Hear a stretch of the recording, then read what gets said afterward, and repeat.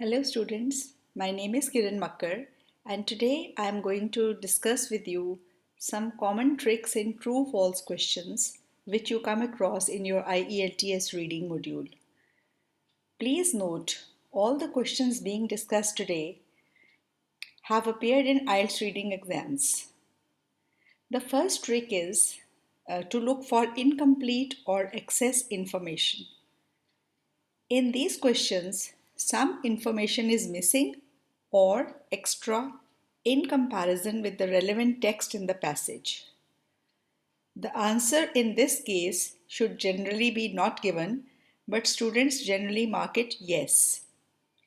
In some cases, the extra information may go against the paragraph and the answer may turn out to be no. Students who try to match keywords especially commit a mistake here as they don't focus on the whole statement.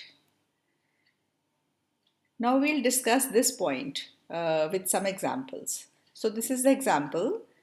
The paragraph information that is in the passage, it is written, Wells wrote a science fiction classic, The War of the Worlds, about an invading force of Martians who try to conquer Earth.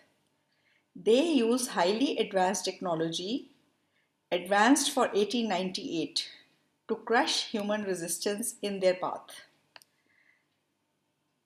Now the question is, technology of Martian creature was superior than what human had at that time in every field according to the War of the Worlds. Answer is not given. Here the question contains extra information which is in every field. If the question did not contain these three words, the answer would have been yes. So, this question says that the technology of Martian creatures was superior than what humans had at that time in every field according to the War of the Worlds. But in the passage, it's written that they use highly advanced technology to crush human resistance in their path. So they use advanced technology, no doubt. But is the advanced technology at that time in every field better than that of humans? So every field is not there. So this is extra information in the question, and because of that, the answer is not given. Now let's go to question number 2, example number 2. The paragraph says, progress in the social sciences is especially slow for reasons we don't yet understand.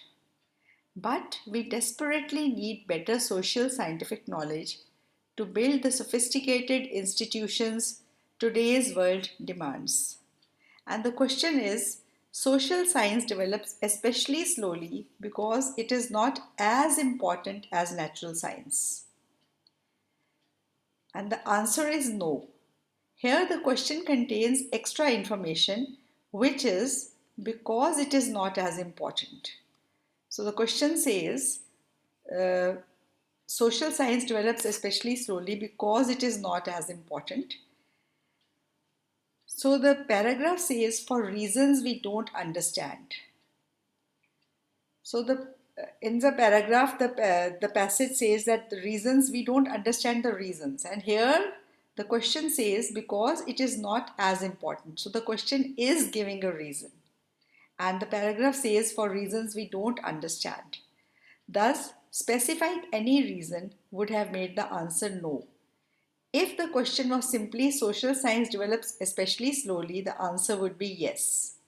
So that is why the answer is no. I hope you understood it, because in the question they have given a reason that it is not as important, but in the passage it is written that for reasons we don't understand.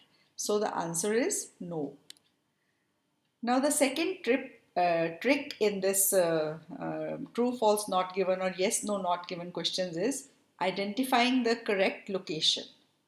Sometimes students don't read the passage properly and they miss critical information. A good technique here would be to read the next question. If the next question information is yet to come, then there is no harm in reading further. In fact, the student should read further.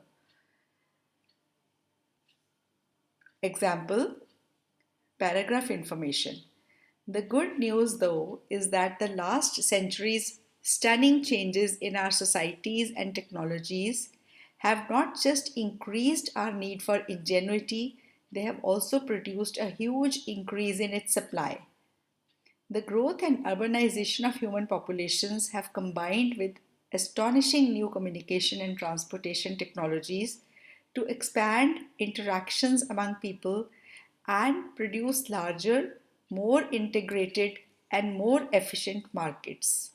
These changes have, in turn, vastly accelerated the generation and delivery of useful ideas. But, and this is critical, but we should not jump to the conclusion that the supply of ingenuity always increases in lockstep with our ingenuity requirement. While it's true that necessity is often the mother of invention, we can't always rely on the right kind of ingenuity appearing when and where we need it. In many cases, the complexity and speed of operation of today's vital economic, social, and ecological systems exceed the human brain's grasp. Very few of us have more than a rudimentary understanding of how these systems work. They remain fraught with countless unknown unknowns, which make it hard to supply the ingenuity we need to solve problems associated with these systems. Now, the questions are: the demand for ingenuity has been growing during the past 100 years. This is question one. The ingenuity we have may be inappropriate for solving problems at hand, and there are very few who can understand the complex systems of the present world. Now, these three were the questions which were related to this passage, which I have just read out. Answers: yes, yes, and yes. Questions 1 and 3 were easy. The first red line answers question 1, while the second red line answers question 3. Now, just see. The demand for ingenuity has been growing during the past 100 years. Here it is. The good news, though, is that the last centuries, the past 100 years, stunning changes in our societies and technologies have not just increased our need for ingenuity, they have also produced a huge increase in its supply. So, demand has been growing. So, this is a very clear cut answer: yes. Thus, it was easy to point out that during the last century, past 100 years, the need, that is, demand for ingenuity, has increased. There are very few who can understand the complex systems of the present world. This is the third question. And this part of the passage here: very few of us have more than a rudimentary understanding of how these systems work. Now, for question 2, we must first demarcate that if question 2 is yes no, it would be between these two red lines in the paragraph. It can also be one or two lines above or below these two red lines, but in this general area. Then we should match the context if we have trouble. So here you just see this. This is a passage. This is one red line, this is one red sentence, and this is one red sentence. This is for question 1. You find the answer here. And for question 3, you find the answer here. So if the answer is yes or no, it should be between these two red marks, or just one sentence above or one sentence below here. So mostly it is to be between these two. So that is what this trick is, that you have to read between those two. For question 2, first we must demarcate where it would be. So question 2 says the ingenuity we have may be inappropriate for solving problems at hand, which means that the ingenuity we have is not good or bad. Is not good or bad. Let's read paragraph 2. We can't always rely on the right kind of ingenuity appearing when and where we need. This also is negative, hence the answer would be true. So because the passage says that we can't always rely on the right kind of ingenuity appearing when and where we need, and the question is the ingenuity we have may be inappropriate. So here it is negative, inappropriate. Here we can't always rely on this. So both sentences are negative and relate to the same topic. So answer would be true. Then the third trick is identifying critical words on which true false depend. There are many critical words on which the whole crux of the question lies. It is very important to identify such words and read the paragraph from that sense. Some of the examples of these words are every, always, only, never. Every means each and every. Always is all the time, always. Only means just one, only this. Never means not ever, never. Many times the answer is false because the paragraph is opposite to the crux of the question due to this critical word. Paragraph information. These early explorers soon realized that although some of the butterflies' bright colors are there to attract a mate, others are warning signals. They send out a message to any predators. Keep off. We are poisonous. Question is, all butterflies' color of wing reflects a sense of warning to other predator? Answer is no. The critical word is all. All would mean each and every butterfly. But the paragraph says not all, but some, and therefore the answer would be no. Another example, paragraph information. Both chemical and natural supporters cite plausible signs to back their claims to the moral high ground, and both bring enough passion to the debate for many people to come away thinking we are faced with a stark choice between two mutually incompatible options. Not so.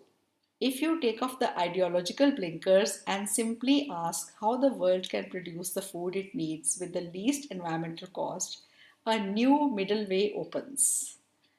So, question is, there are only two options for farmers. They use chemical fertilizers or natural approach. Answer is no. The critical word is only two. There are more than two options and hence the answer would be no. The second paragraph says that there is a uh, new middle way, which implies that there are more than two options. So this is uh, the uh, next trick. So only, all, every, you have to look for such words. Then the last thing is comparative and superlative degree. Many questions in IELTS have comparisons while the paragraph doesn't. It can also be that the paragraph contains comparison but the question doesn't. Focusing on these comparisons is the key to answering such questions. Just see some examples. Paragraph information is, among cultured pearls, Akoya pearls from Japan are some of the most lustrous. A good quality necklace of 40 Akoya pearls measuring 7 millimeter in diameter sells for about $1,500, while a super high quality strand sells for $4,500. Size, on the other hand, has to do with the age of the oyster that created the pearl. The more mature oysters produce larger pearls, and the location in which the pearl was cultured. The South Sea waters of Australia tend to produce larger pearls. Question 1. The size of pearls produced in Japan is usually of smaller size than those which came from Australia. So this is the question. Question is that the size of pearls in Japan is smaller than those which came from Australia. And question 2 is, Akoya pearls from Japan glows more deeply than the South Sea pearls of Australia. So both these questions have comparisons. Answer 1 is true. The question compares the size of the pearls of Japan and Australia, and the paragraph also contains a comparison.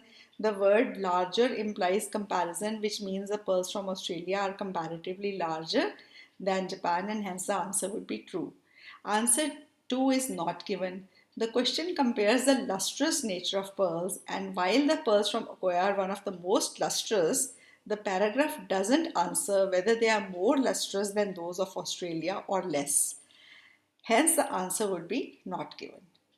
So, this was my lesson for today. I have given 4 tricks and tips to to remove your doubts in the yes, no, not given, or the true, false, not given questions. Please let me know in the comment section whether you understood these points or not, and then I'll come up with more such reading tips and tricks. I have one lesson planned for the paragraph headings, uh, which I think would be very useful. But I must first know whether you like this one and you are being helped with this one, because yes, no, not given and true, false, not given questions are really, really, really very intimidating for students. They find them very confusing, and I hope with these tricks you will be able to understand them better. And when you practice, please let me know whether the tricks helped you in answering such questions. Thank you very much for watching patiently.